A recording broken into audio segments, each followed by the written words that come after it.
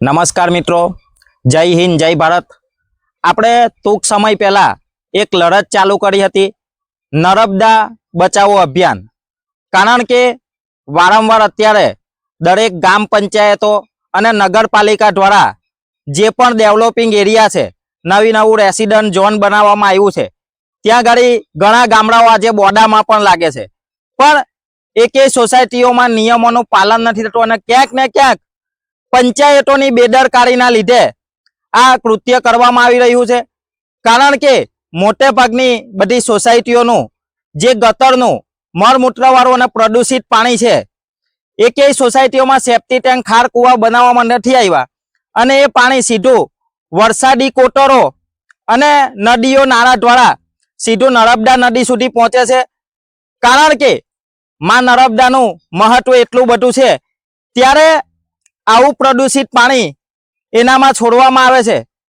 તો આપણે 2 વર્ષ અગાઉ આ ઝુંબેશ ચલાવી હતી અને આપણે દરેક ગામ પંચાયતોમાં, તાલુકા વિકાસ અધિકારીમાં, મામલતદારમાં, કલેક્ટર સાહેબશ્રીને, બોર્ડામાં અને નગરપાલિકાઓમાં દરેક જગ્યાએ આપણે આ અરજીઓ આપી હતી, પણ આજ દિવસ સુધી કોઈ કાર્યવાહી કરવામાં નથી આવી। તો આજે ફરીથી આપણે આ લડત કન્ટિન્યુ ચાલુ કરી છે।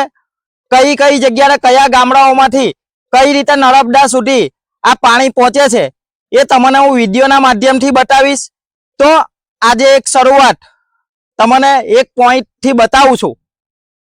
આ તમે જોઈ શકો છો, જે દઢાલ ગામ પંચાયત, જીટાલી ગામ પંચાયત થઈ સારંગપુર ગામ પંચાયત, આ 3 ગામ પંચાયતોનું જે સોસાયટીઓનું પાણી છે એ ગટર મારફતે તમે જોઈ શકો છો કે કેટલી મોટી માત્રામાં વહે છે અને એ સીધું પાણી આ વરસાદી કાંસ દ્વારા સીધું આ નર્મદા નદીમાં જાય છે। તો તમને બધાને ખબર જ હશે કે અત્યારે સ્વચ્છતાની વાતો ચાલે છે, જળ જીવનની વાતો ચાલે છે, પણ જો આ બધું અટકાવવામાં નહીં આવે તો આવનાર સમયના અંદર પાણીનું મહત્વ ખૂબ છે। તો આવનાર સમયમાં ખૂબ તકલીફ પડશે। આપ બધાને ખબર જ હશે કે આપ સૌ પહેલા પોતાના ગામડાઓના અંદર જે પાણીના બોર કરવામાં આવતા હતા, જે પંચાયત દ્વારા પાણી મળતું હતું, એ પાણી પીવા માટે ઉપયોગ કરતા હતા, પણ આજે સમય વીતી ગયો છે ને આજે આવી બધી ગંદકીઓ અને આવી નાની નાની બાબતોમાં ધ્યાન નથી આપ્યું। એના કારણે આજે તમામ લોકોએ વેચાતું ફિલ્ટર પાણી દરેક ગામડાઓમાં પીવું પડે છે। કારણ કે આ પર્યાવરણની વાત હોય અને પ્રકૃતિની વાત હોય, જ્યારે આવી સ્વચ્છતાઓ બચાવવાનું અભિયાન હોય તો દરેક લોકોએ સાથ સહકાર આપવો જોઈએ। કારણ કે આ લડત અત્યારે નાની દેખાશે, પણ આવનાર સમયના અંદર આવા જ ગંદકી ભર્યા પ્રદૂષણ પાણી છોડવાથી અને આવી ગંદકીઓના કારણે આજે તમે જોવો છો ઘણી બીમારીઓ ફેલાય છે અને આરોગ્યમાં પણ ઘણી તકલીફો પડે છે।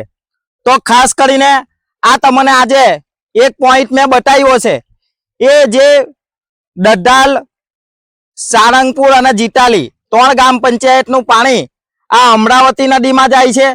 ખૂબ ગંદુ અને પ્રદૂષિત પાણી છે, ઘણી સોસાયટીઓ આમાં સામેલ છે। તો અવારનવાર તમને વિડીયોના માધ્યમથી આવનાર સમયમાં એવા કેટલી જગ્યાઓ છે, આપણે પોઈન્ટો જોયા છે અને કઈ રીતે નર્મદા સુધી પહોંચે છે એ પણ તમને બતાવીશું।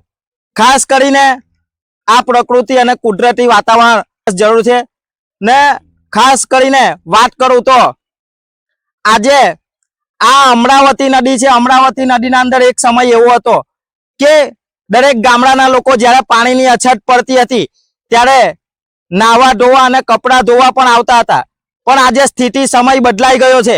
તો આજે લોકોને કપડાં ધોવા કે પીવા માટે અને ખેડૂતો પણ પાણી લેવા માટે ખૂબ ખરાબ હાલત થઈ ચૂકી છે।